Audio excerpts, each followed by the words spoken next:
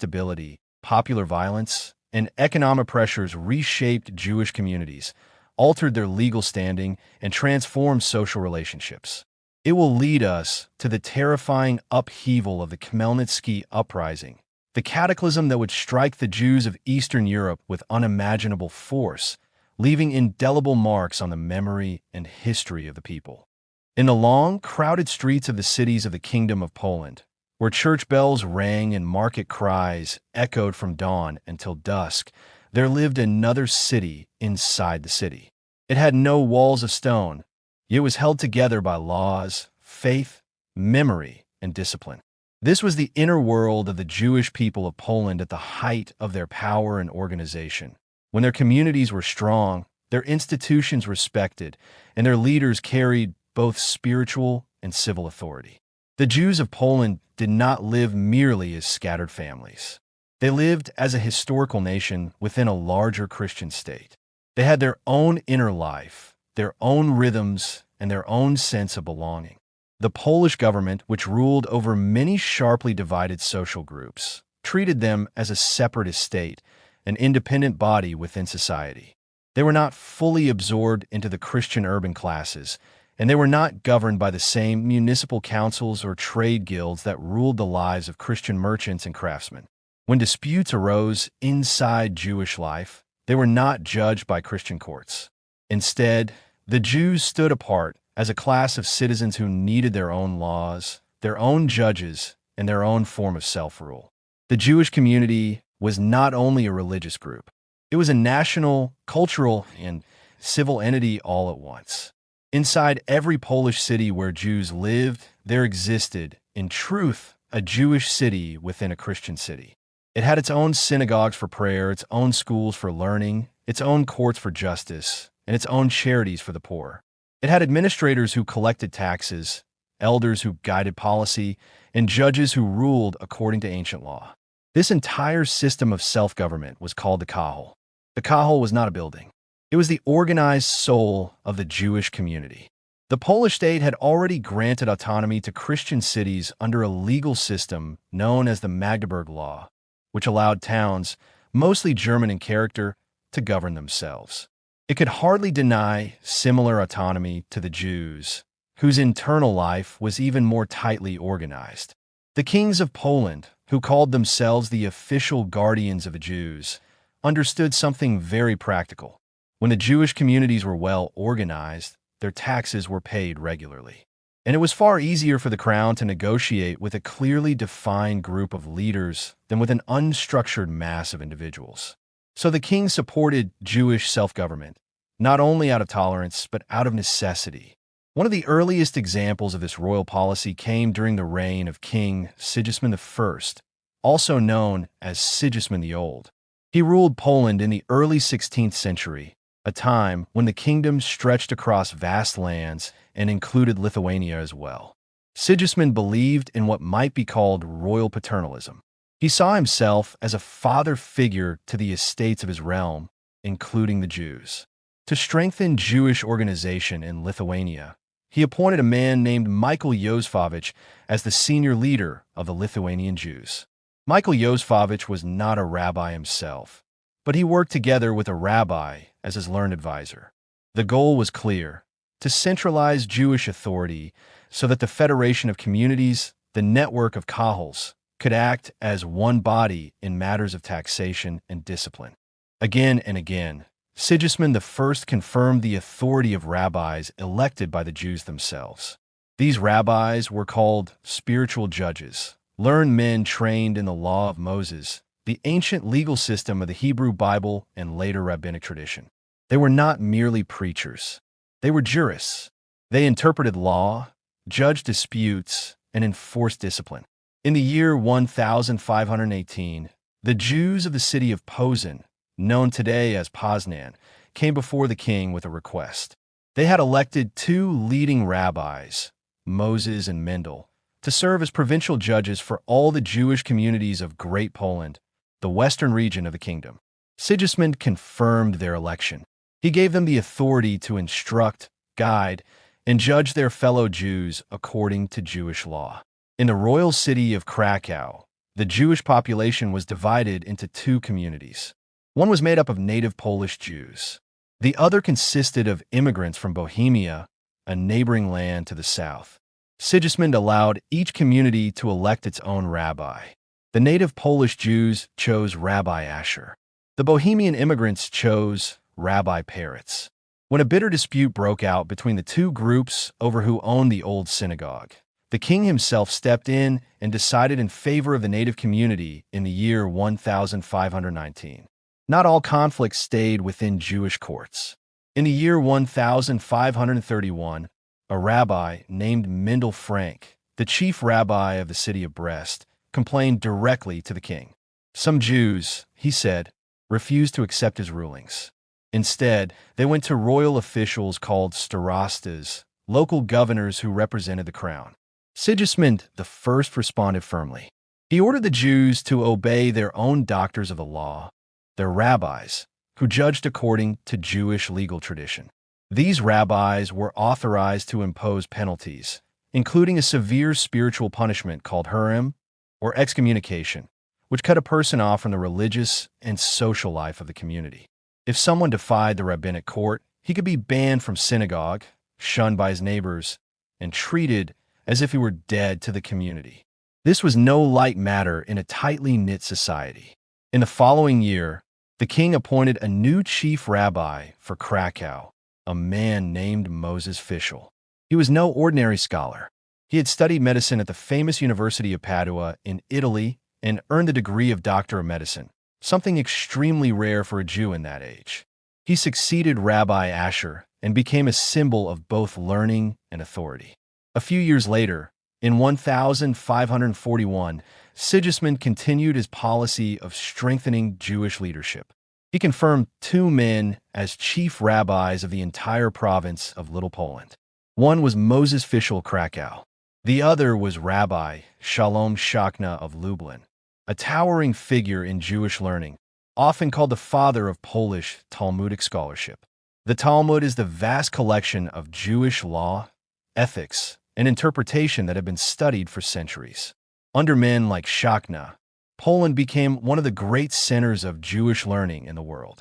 But as Jewish self-government grew stronger and more clearly defined, the Polish government slowly stepped back from direct interference.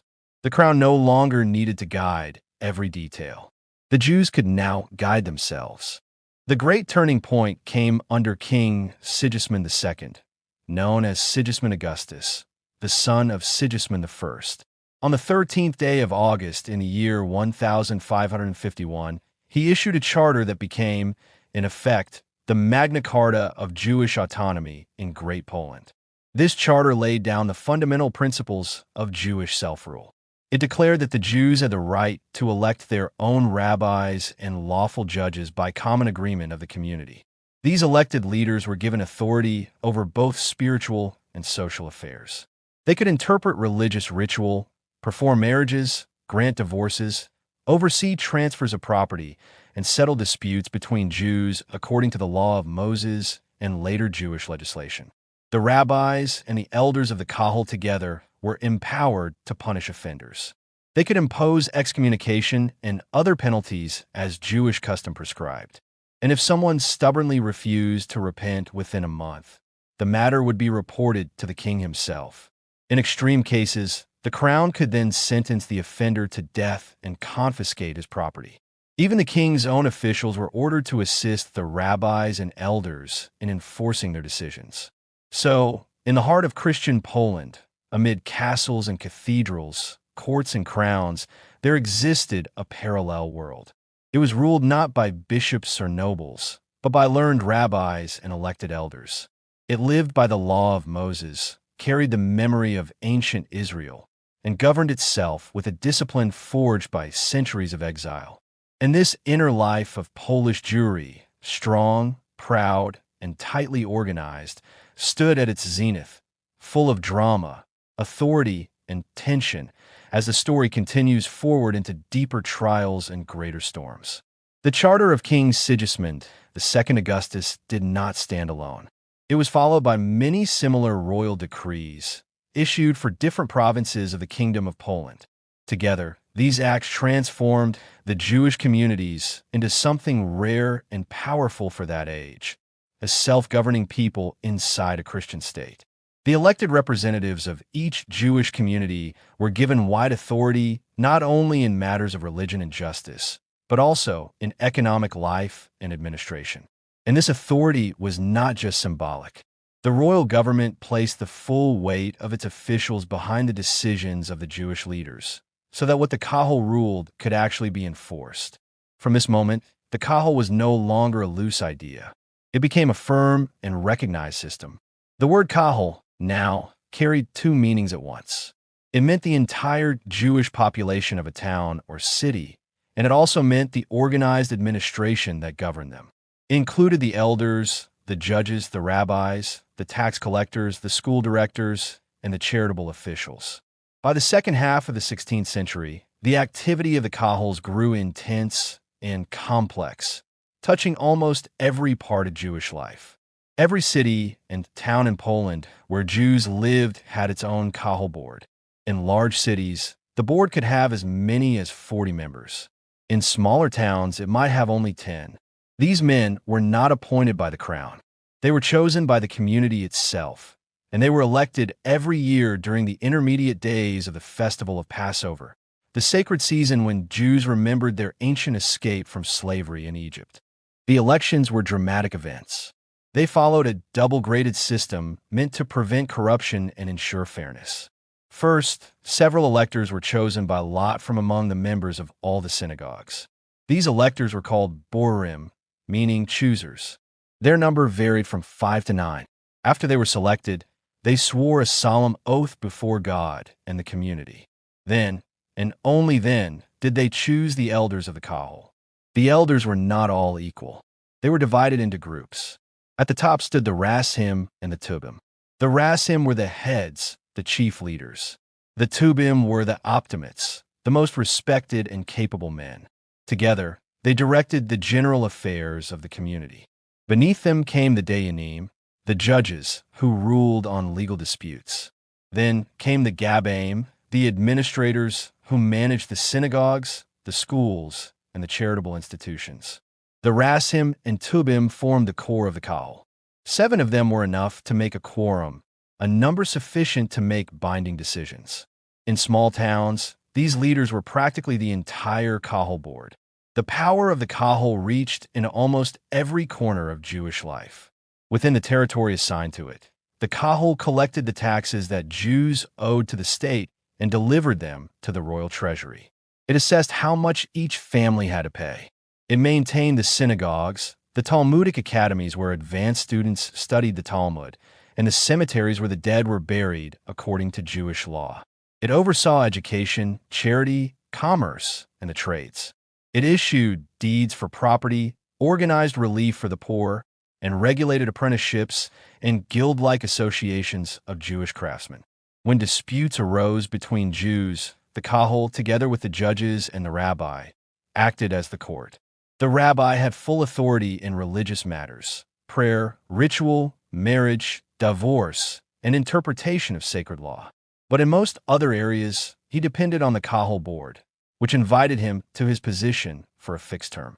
Only the greatest scholars, men famous across the land for their mastery of the Talmud, could dominate every department of communal life.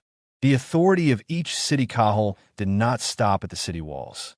It extended to the surrounding villages and small settlements that did not have their own autonomous institutions.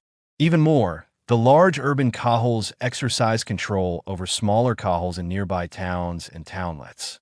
These smaller communities were called Prikahals, meaning sub-Kahals. They depended on the major city Kahal in matters of taxation and justice. Out of this system arose what were known as Kahal boroughs, or in Hebrew, Gelaloth, with the singular form Galil. Each Galil was a district made up of a central city and the smaller communities around it. Sometimes fierce disputes broke out between these districts over boundaries. A small town might one year submit to the authority of one city, and the next year to another, depending on which side had more power. Yet, despite these tensions, the moderate centralization of Jewish self-government brought order and discipline. It allowed the Jewish people of Poland to defend their civil rights and national identity with greater strength. At the top of this entire structure stood the Wads. These were conferences or assemblies of rabbis and Kahal leaders. The Wads were the crown of Jewish self-government. At first, these assemblies grew out of necessity. The rabbinical courts, guided by the Bible and the Talmud, had authority over religious, civil, and domestic life. The Talmud is not just a book, but a vast sea of discussions and laws, covering everything from prayer and marriage to property and business. Still, even this immense legal system could not answer every question.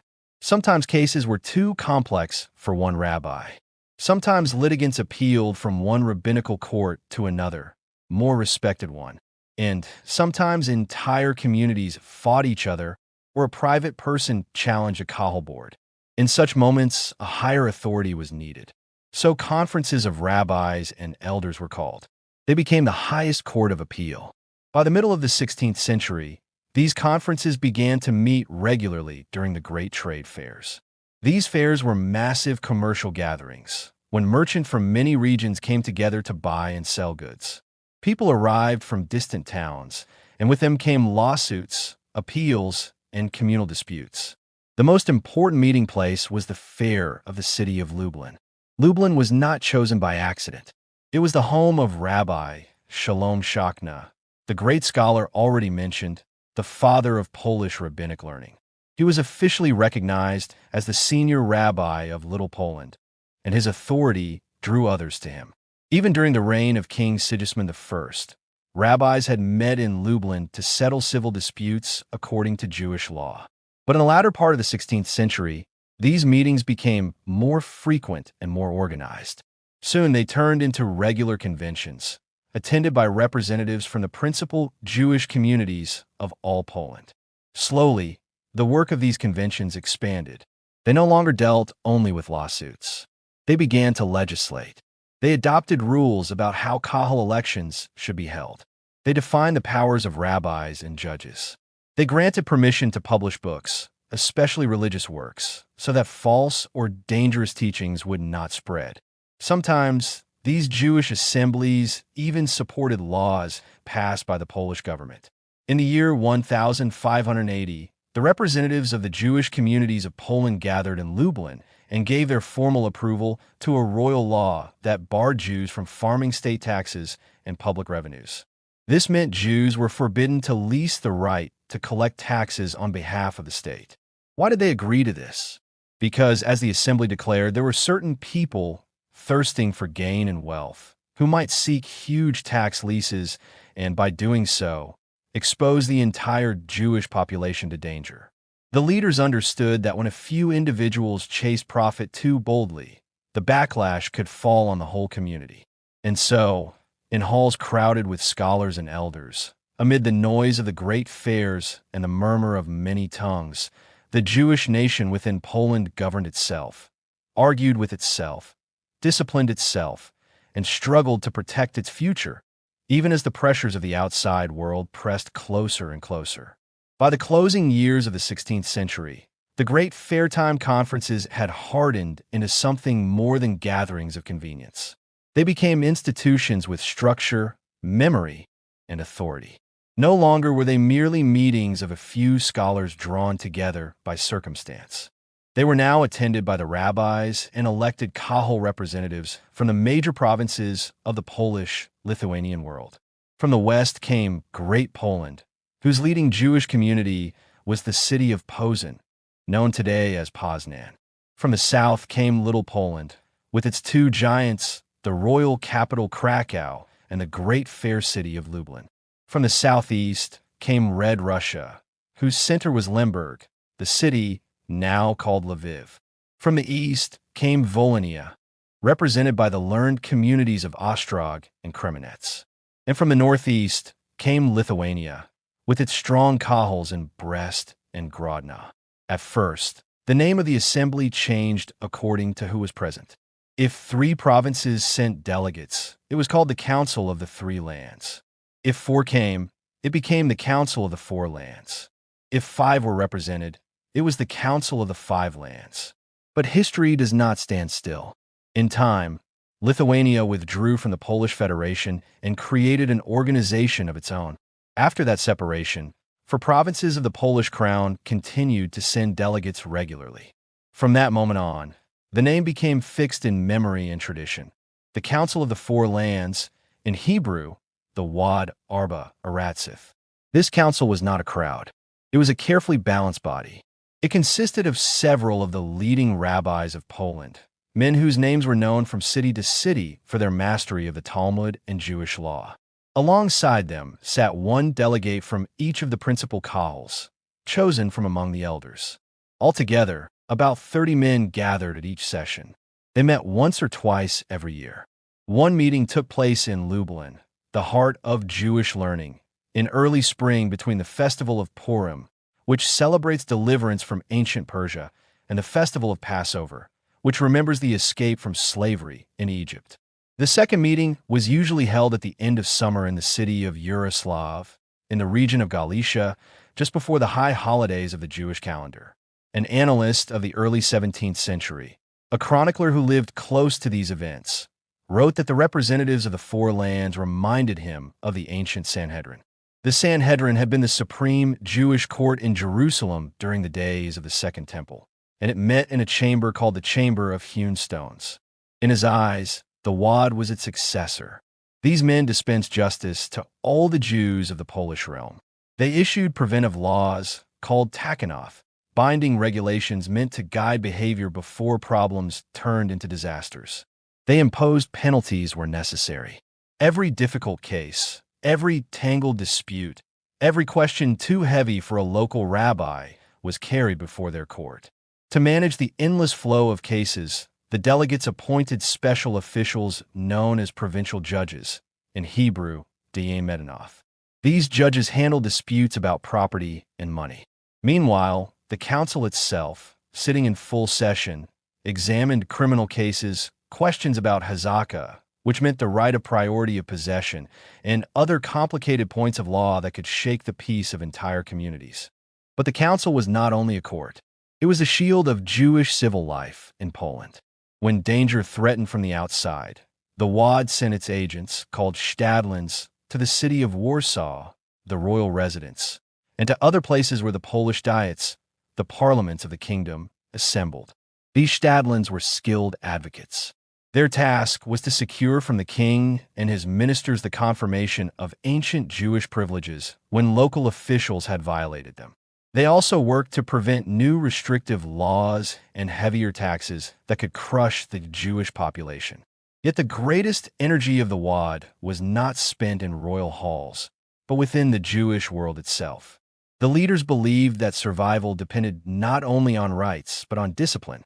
In the year 1607, a powerful statute was framed at the initiative of the Wad by Rabbi Joshua Cohen of Lublin. He was a major scholar, respected across Poland for his legal insight and moral authority. This statute aimed to strengthen piety and honesty among the Jewish people. It commanded special care in observing the dietary laws, the ancient rules about what foods were permitted and how they must be prepared. It warned Jews not to adopt Christian styles of dress, so that they would not lose their identity. It forbade drinking wine with Christians in taverns, the noisy pothouses of the towns, so that Jews would not be grouped with the disreputable and drunken. The statute paid close attention to the dignity of women. It ordered communities to guard the chastity of Jewish women, especially in villages where Jewish leaseholders, called arrenders, lived in isolation among a Christian population. These arrenders often rented estates, mills, inns, or tax rights from noble landlords, and they and their families stood alone, far from the protection of large Jewish communities. The Wad understood how vulnerable they were. The same statute also tried to restrain the excesses of Jewish moneylenders and to regulate credit in general. The leaders feared that reckless lending and harsh collection could provoke hatred and retaliation against all Jews. In the year 1623, a great change occurred. The Kahals of Lithuania withdrew from the Federation of the Four Lands. They formed a provincial organization of their own, centered at first in the convention of delegates from the three principal Kahals of Brest, Grodno, and Pinsk. Later, in the years 1652 and 1691, the powerful communities of Vilna and Slutsk joined them. This Lithuanian body was called the Council of the Principal Communities of the Province of Lithuania, in Hebrew, Wad Kihilith Rashiath D. Medinathlita. Its first organic statute covered almost every aspect of Jewish life. It set rules for how communities related to one another, how taxes were divided among them, how they dealt with the outside world, meaning the Polish diets, local officials, noble landlords, and urban councils. It regulated Kahal elections and addressed the education of the young. The Lithuanian Council met every 3 years in different cities, but when danger struck, extraordinary conventions were summoned. In its early years, the Lithuanian Council was still subordinate to the Polish Wad. But as time passed, it grew independent, standing as a parallel authority. So now there were 2 great federations, one for the Polish crown, meaning Poland proper, and one for Lithuania. The Polish Federation consisted of 4 provinces. Inside each province, the individual kahals held their own provincial assemblies. These Jewish provincial gatherings stood in the same relation to the Wad as the provincial diets of the Polish state, called Dietines, stood to the national parliament. The communities of Great Poland had their own Great Polish Dietine. In some heaters, the curriculum went a little further. The boys learned Hebrew grammar so that they could understand the sacred language more precisely. They also learned the 4 basic operations of arithmetic: addition, subtraction, multiplication, and division. Even in a world ruled by faith, the leaders knew that practical knowledge mattered. The heaters were usually founded by private initiative. Any malamd, meaning a Jewish elementary teacher, was allowed to open a school for boys and receive payment from the parents. But the kahal did not leave education to chance. It supervised both public and private schools. It prescribed what should be taught. It arranged examinations. It fixed the teachers' salaries. It determined the hours of study, which were long and demanding, often from 8 in the morning until late afternoon, sometimes even 12 hours a day. In some places, the kahal even appointed a special board, called the Hever Talmud Torah, to oversee the whole school system. For poor children and orphans, the community maintained special schools called Talmud Torahs. These were supported from public funds. In these schools, no child was turned away for lack of money. The kahal saw education as a communal obligation, not a private luxury. Above the heater stood the yeshiva, the Talmudic college. This was the highest institution of Jewish learning. Here young men immersed themselves in the sea of the Talmud and the great rabbinical codes of law. They trained not only to become scholars, but judges, teachers, and leaders. The Polish government itself recognized the importance of these schools. King Sigismund II Augustus, the same monarch who had granted Jewish autonomy, gave formal permission to establish yeshivas. In the year 1567, he allowed the Jewish community of Lublin to open a yeshiva, which he even called a gymnasium, a place for training men of that religion.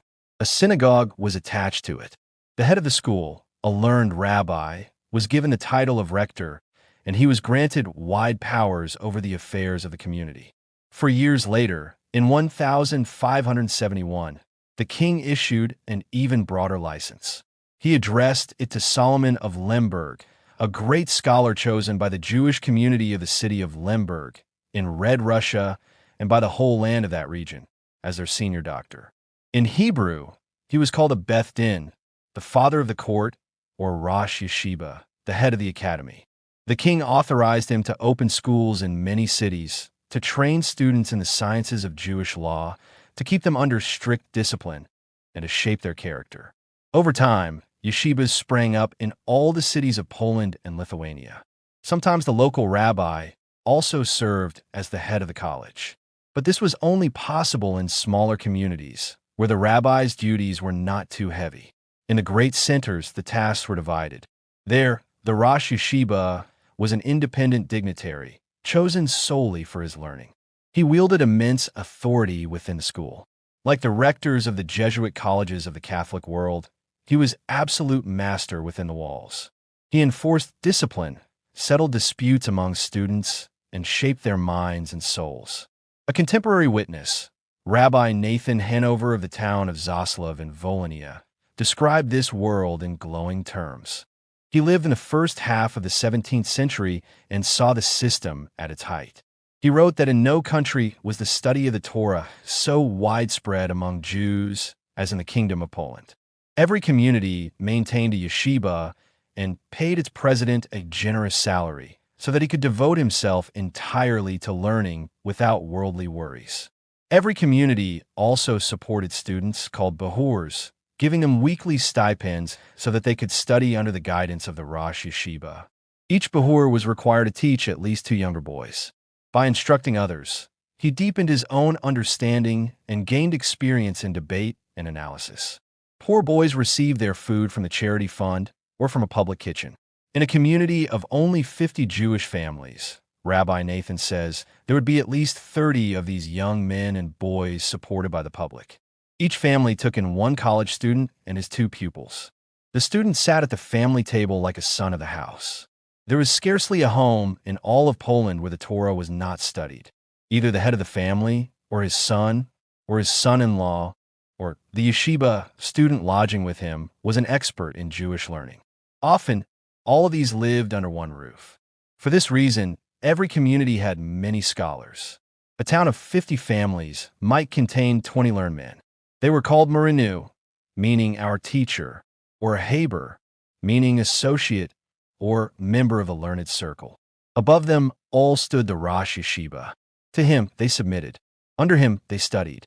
And through him, the chain of knowledge was kept unbroken, generation after generation.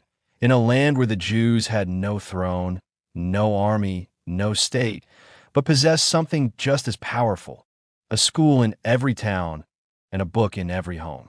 The life of the Jewish schools in Poland and Lithuania followed a rhythm as strict and demanding as the seasons themselves. The year was divided into terms, and every young man, every boy who sat on the benches of the heder or stood in the crowded halls of the yeshiva knew exactly when the gates of intense study would open and when they would briefly close. The scholastic year was divided into 2 great periods. The summer term began with the month of Iyar, the second month of the Jewish calendar, which usually falls in late April or early May, and it lasted until the middle of the month of Ub, around the middle of July. Then came a short freedom when students could travel, choose other places of study, or rest. The winter term began on the first day of the month of Heshvan, which corresponds roughly to October, and it continued until the 15th day of the month of Shebat, which falls in January or early February. Outside these terms, the young men and boys were free to study where they wished, but during the terms they were bound to the yeshiva and to its head, the Rosh Yeshiva. From the first days of each term, until the festival of Shavuot in the summer, and until the festival of Hanukkah in the winter, the students plunged into the heart of Jewish learning. They studied the Gemara, the core of the Babylonian Talmud, which is a vast ocean of discussions, arguments, and legal reasoning developed by the sages of Babylonia more than 1,000 years earlier. Alongside the Gemara, they studied the commentaries of Rabbi Solomon ben Isaac of Troyes, known to all as Rashi, who lived in northern France in the 11th century and whose explanations made the Talmud accessible to generations of students. They also studied the Tosophists, later medieval scholars of France and Germany who added layers of analysis and comparison to Rashi's work. Every day, scholars, advanced students, and even townspeople who hungered for learning gathered in the yeshiva. The scene was dramatic. The Rosh Yeshiva alone sat on a chair, raised above the floor. Around him stood the scholars and students, pressed together, holding books in their hands. Before the president arrived, they argued among themselves, questioning, comparing, challenging one another over points of Jewish law. When the Rosh Yeshiva entered, silence fell. One by one, the students laid their difficulties before him. He listened. He answered.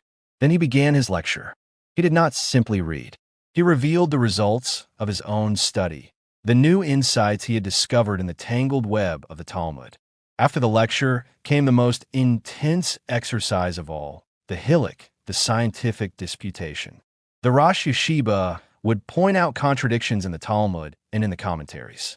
Then he would offer a solution. Immediately, he would show how that solution created a new contradiction. Another solution would follow, and then another difficulty. This process went on until every angle of the problem was explored. Minds were sharpened like blades on stone. These sessions lasted at least until midday in the summer. Later in the term, the Rosh Yeshiva shifted his focus. Instead of endless disputation, he turned to the great legal codes. With the mature scholars, he studied the Turim, the monumental work of Rabbi Jacob ben Asher from the 14th century, which organized Jewish law into clear categories. With the younger students, he studied the writings of Rabbi Isaac al-Faisai, known as the Rif, who had lived in North Africa in the 11th century and had condensed the Talmud into practical law. A few weeks before the end of the term, the Rosh Yeshiva bestowed a great honor. He invited his own students, both scholars and beginners, to conduct the disputations themselves. He still took part, guiding and challenging them, but now they stood in his place. It was training for leadership. It was a test of their minds and their courage. Attached to the Rosh Yeshiva was an official whose task was less noble and more feared. This was the inspector. Every day he went through the elementary schools, the heaters, to see whether the boys were studying. He watched for truants, for children who wandered the streets instead of bending over their books. Every Thursday, the boys of the Talmud Torah, the communal school for the poor, had to appear before the Gabbai, the trustee. He examined them on what they had learned during the week. If a boy could not answer or answered poorly, he was handed over to the inspector. In front of his classmates, the inspector subjected him to severe physical punishment and humiliations so that fear and shame would drive him to improve. On Fridays, the boys were brought before the Rosh Yeshiva himself. His presence alone was enough to terrify them. The examination before the great scholar had a powerful effect. The children studied with desperation, knowing that ignorance would be exposed before the highest authority. The older students watched all this. They saw the honor showered upon the Rosh Yeshiva. They longed for that dignity themselves. Many began their studies from ambition, dreaming of becoming heads of yeshivas, leaders of communities. But as Rabbi Nathan Hanover observed, ambition slowly turned into devotion. What began as self-interest became love of the Torah itself. Yet not everyone praised this system.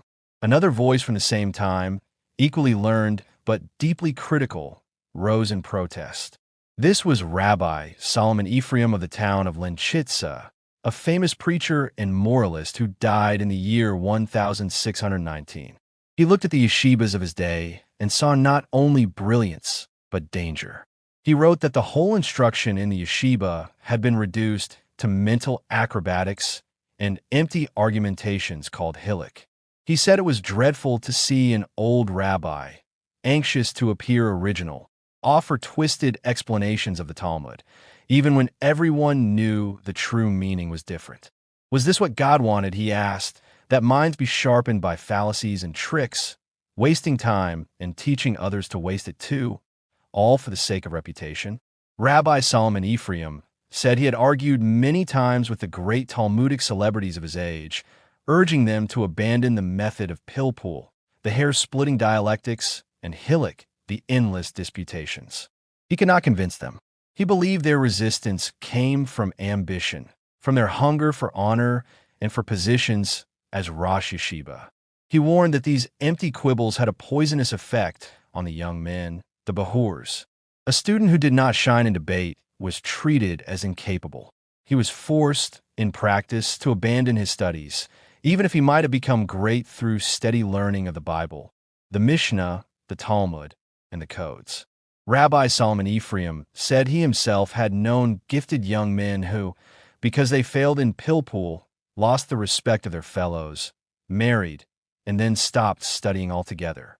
So within the halls of the yeshiva, alongside brilliance and devotion, there lived tension and struggle, between discipline and cruelty, between deep faith and dangerous pride, between learning as worship and learning as performance.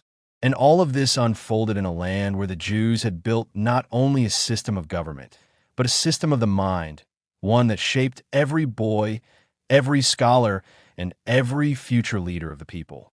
The halls of the yeshivas were filled with voices reciting the ancient words of the Talmud. But one kind of voice was never heard there, the voice of secular learning. No mathematics, no natural philosophy, no poetry of the surrounding world was allowed to cross the threshold of those sacred institutions. The curriculum was entirely religious. The codes of Jewish law written during that age allowed the study of what they called the other sciences only on rare occasions, and only for a person who had already mastered the entire Talmud and the immense body of rabbinic literature built upon it. Such mastery could not be claimed by any student who had not yet completed the full course of yeshiva study, which itself took many years. There was also a practical reason for this exclusion. The yeshiva was usually located close to the synagogue, sometimes even within the same building or courtyard. The synagogue was a holy place. The mere presence of a secular book, a text not devoted to the Torah, prayer, or Jewish law, was regarded as a kind of desecration. To bring a work of worldly science into that space was felt to stain the air itself. And yet, even in this tightly guarded world, curiosity sometimes broke through the walls. Now and then, a young man would secretly stray from the straight path of the Talmud.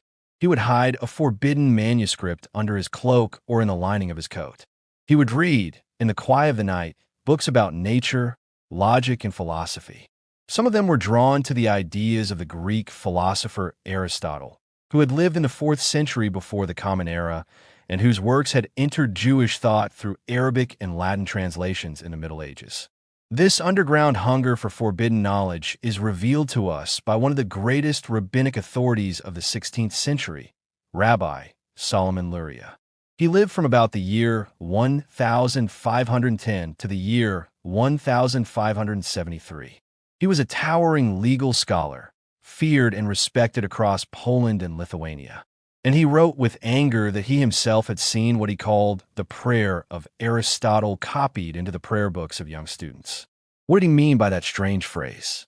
Almost certainly, he was not speaking literally of a prayer written by Aristotle. He was using a veiled expression to say that philosophical texts, books filled with ideas condemned by rabbinic tradition, were being smuggled into the yeshiva world. Manuscripts of secular or philosophical content were discovered like contraband goods, hidden among sacred pages. We do not know exactly how the Jewish youth of that period came into contact with these forbidden ideas. Perhaps through Christian students, through merchants, through books that crossed borders with trade. We only know that it happened rarely.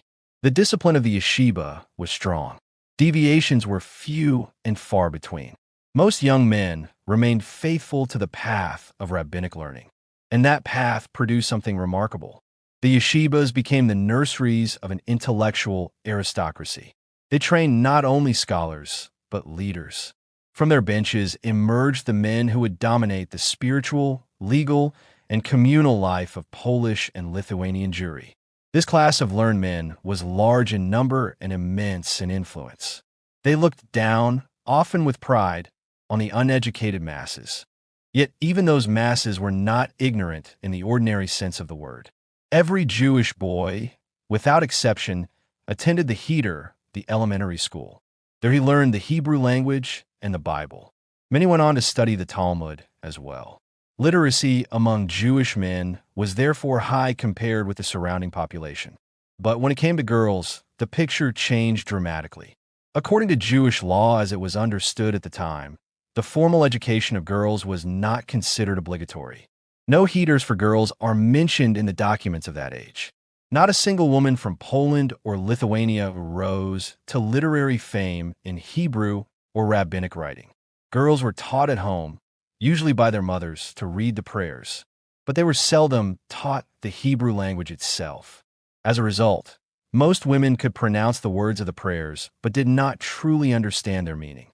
To bridge this gap, women began to use translations of the prayers into the Jewish vernacular, a language known as Jüdischdeutsch, which later came to be called Yiddish. This was a German-based language written in Hebrew letters, mixed with Hebrew and Slavic words. Through it, women entered religious life in their own way, even while remaining excluded from the world of formal scholarship. All of this learning, all of this intense mental life rested on two foundations: economic strength and social autonomy. The high intellectual level of the Jews in Poland and Lithuania was made possible by their relative prosperity. But the character of their learning was shaped even more by their system of self-government. The Jewish communities were organized into autonomous bodies called kahals. A kahal was not just a religious group. It was a political and administrative unit. It collected taxes, ran schools, maintained charity, enforced discipline, and judged disputes. Within this system, the rabbi held enormous power. He was at once the spiritual guide of the community, the head of the yeshiva, the inspector of the elementary schools, and also a legislator and a judge. His word carried legal force. But not only rabbis needed learning. Even laymen who served as communal elders, called parnasim or Rosh HaKahal, had to know Jewish law. The Talmud regulated every corner of Jewish life: business, marriage, inheritance, ritual, crime, punishment. Just as Jewish law had once governed the autonomous Jewish communities of Babylonia in late antiquity, under the leadership of the Exilarchs and the Jaons, so now it governed the Jews of Poland and Lithuania. Yet the law had grown far beyond what it had been in ancient times. Since the era of the Jaons, who lived roughly between the 7th and 11th centuries, layer upon layer of rabbinic interpretation had been added. Rabbinic Judaism had been built on top of Talmudic Judaism. Centuries of commentary, decisions, and debates had created a massive body of religious lore.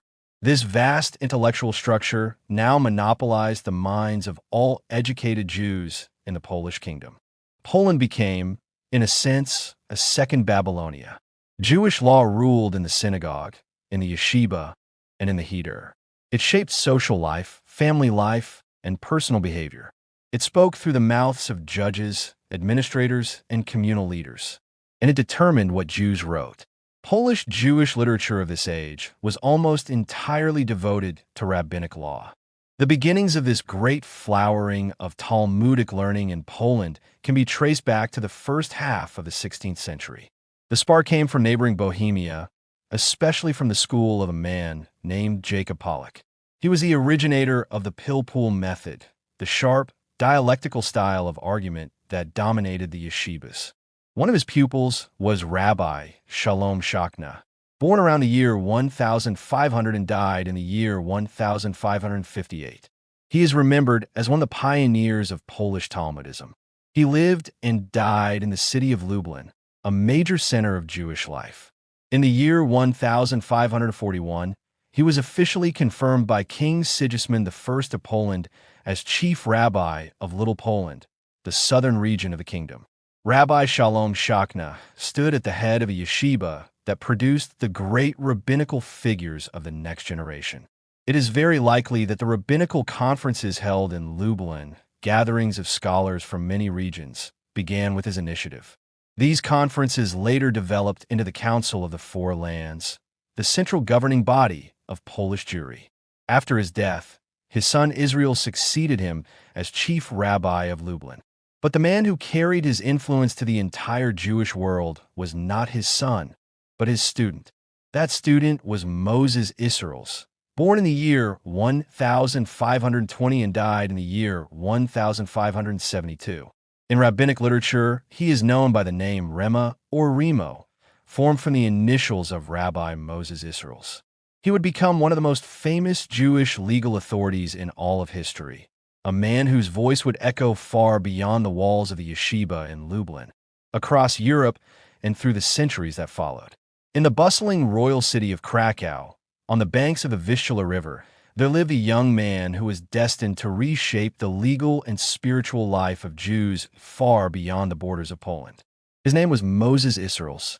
He was born in the year 1520 into a respected and prosperous family. His father was a well-to-do elder of the Kahal, the Jewish communal government of Krakow. This meant that from childhood, Moses grew up at the center of Jewish public life, surrounded by law, learning, and responsibility. His brilliance showed early. While still a young man, he became a member of the Jewish Communal Court of Krakow, the body that judged disputes, enforced religious law, and govern daily life. At the same time, he stood at the head of the yeshiva, the higher academy of Talmudic study. In him were united two worlds, the world of theory and the world of practice. He was not only a scholar who studied texts, he was a judge who had to apply them to real people, real conflicts, and real lives. This double role forced him to confront a troubling discovery. As he worked through the great rabbinic codes that summarized Jewish law, he realized that they were not complete. They did not answer all the questions that arose in the complex life of Polish and German Jewish communities. The law, as it stood on the page, was too narrow for the living world he saw every day. At the same time, far to the south in the land of Palestine, another giant of Jewish law was at work. His name was Joseph Caro. Born in the year 1488, he had wandered through Spain, Portugal, Turkey, and finally settled in the holy city of Safed. There he devoted his life to creating a comprehensive legal system for all Jews. In the middle of the 16th century, he published a monumental commentary on an earlier legal code called the Turim. Caro named his work Beth Yosef, meaning the house of Joseph. When Moses Israels read this book, he was deeply impressed, but not satisfied. He saw that Caro had drawn mostly on the traditions of Sephardic Jewry, the Jews of Spain, the Middle East, and the Mediterranean. Caro had not fully taken into account the customs and legal opinions of the Ashkenazic Jews, the Jews of Germany, Poland, and Eastern Europe. So Israels wrote his own commentary on the same Turim. He called it Dark Moshe, the Ways of Moses. In it, he greatly expanded the legal material, adding sources and traditions that Caro had ignored. Then, a few years later, Joseph Caro took an even bolder step. He condensed his massive work into a clear, practical code of law for everyday use. He named it Shulchan Aruch, which means the dress table, like a table set with food ready to be eaten. It was meant to be a guide that any rabbi or educated layman could consult. When Israels read the Shulchan Aruch, he admired its clarity, but he also saw its limits. Caro, being a Sephardic Jew, had again relied mostly on Sephardic authorities. He had often overlooked the minhagim, the local customs and practices of Ashkenazic Jews in Germany and Poland. These customs were not trivial habits. They were living law, shaped by centuries of experience. So Israels did something revolutionary. Instead of writing a separate book, he took Caro's Shulchan Aruch and added his own rulings directly onto the text. Wherever Caro had left out Ashkenazic practice, Israels inserted it. Wherever local custom differed from Sephardic law, he recorded the Ashkenazic way. Since Caro had called his book the dress table, Israels called his editions the mappa, meaning the tablecloth. The table was Caro's. The tablecloth was Israels's. Together they formed a single, complete code. In the year 1578, the combined work was printed in Krakow. It spread like wildfire. Reprint after reprint followed. Jews across Poland, Lithuania, Germany, and beyond accepted this version of a Shulchan Aruch as the foundation of their religious and daily life. From that point on, Jewish law in Eastern Europe rested on the twin pillars of Joseph Caro and Moses Israels. The Shulchan Aruch became the backbone of Polish rabbinism. Most scholars accepted its authority without question. Only a few dared to challenge it. One of those few was a man as brilliant as he was stubborn. His name was Solomon Luria. He was born around the year 1510 in the city of Posen, known today as Poznan. His grandfather had come there from Germany, bringing with him the traditions of the older Ashkenazic schools. Solomon Luria possessed a sharp, analytical mind. He hated empty cleverness and artificial argument. He opposed the new dialectical method called pilpul, the style of debate that delighted in subtle distinctions and intellectual acrobatics. Instead, he took as his model the Tosophists, medieval scholars from France and Germany who had written detailed and exact commentaries on the Talmud. Their method was careful, critical, and grounded in the text itself. In this spirit, Luria began to write a monumental commentary on the Talmud. He called it Yam Shel Shalomo, the Sea of Solomon. It was meant to be a vast ocean of learning, but the task was too great for one lifetime. He managed to complete only a few tractates before his death. In all his work, Solomon Luria showed fearless independence. He did not hesitate to criticize even the greatest authorities if he thought they were wrong. Of Joseph Caro and the Shulchan Aruch, he spoke with scorn. He claimed that Caro had used his sources without proper care and had decided many disputed points of law arbitrarily. This attitude won him enemies. Many scholars resented his boldness, but it also won him devoted followers. Students gathered around him wherever he taught. In the middle of the 16th century, he became rabbi of the city of Ostrog, in the region of Volhynia. There, through his powerful Talmudic lectures, he transformed Ostrog into the intellectual center of Volhynian and Lithuanian Jewry. Students came from far and wide to hear him. In the last years of his life, he moved to Lublin. There he died in the year 1573. To this day, a synagogue in Lublin bears his name. Moses Isserles and Solomon Luria were seen as the two pillars of Polish rabbinism. Jews from all over Europe sent them questions on law and ritual. From Italy, from Germany, from Bohemia, letters arrived asking for their judgment. Their answers, called responsa, were collected and published, becoming part of the legal tradition. They also wrote to each other. Their correspondence was intense and often heated. They respected each other, but their minds moved in different directions. Luria, despite his rational method, was drawn to the Kabbalah, the mystical tradition of Judaism that sought hidden meanings in the universe and in sacred texts. Isserles, despite his conservative loyalty to law, spent part of his free time studying philosophy, and so they criticized each other. Luria declared that the wisdom of Aristotle, a pagan Greek philosopher, an uncircumcised man outside the covenant of Israel, could bring no benefit to Jewish faith.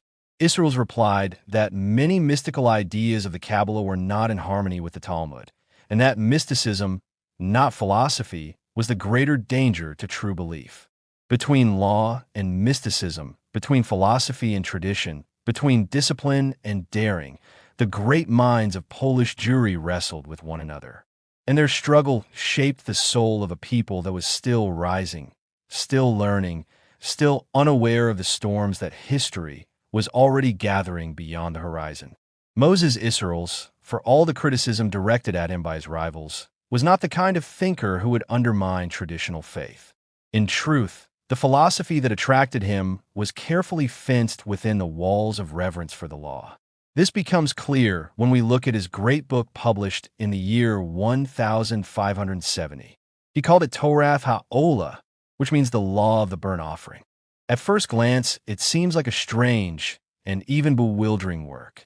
In its pages, discussions of ritual law stand side by side with reflections on philosophy drawn from the great medieval thinker Moses Maimonides, especially from his famous book The Guide of the Perplexed. Then, without warning, the reader is carried into speculations about angels, their ranks and functions, and into detailed descriptions of the temple in Jerusalem, its architecture, its vessels, and the precise order of its sacrifices. Isserles believed that nothing in the temple service was accidental. Every detail, every movement of the priest, every vessel, every offering was, in his eyes, a symbol filled with hidden meaning. The plan of the book may seem strange, even chaotic, but many of its chapters reveal how deeply Isserles had immersed himself in the philosophical literature of the Sephardic world, the Jews of Spain and the Mediterranean. For an Ashkenazic rabbi of 16th century Poland, this was extraordinary. It showed that he had crossed intellectual borders that few of his peers dared to approach. The bond between rabbinic learning and everyday Jewish life became even clearer once the Council of the Four Lands began to function regularly. This council was not a theoretical body. It dealt with living problems. It had to decide difficult questions of family life, business disputes, criminal accusations, court procedure, and religious practice. The rabbis who sat in these assemblies were not cloistered scholars. They were legal experts forced to grapple with concrete, painful, and often urgent realities. In these councils, Jewish law was not merely quoted. It was dissected, argued, tested, and reshaped for practical use. With the characteristic subtlety of the Jewish mind, every idea was pursued to its furthest consequences and its smallest details. Nothing was too minor to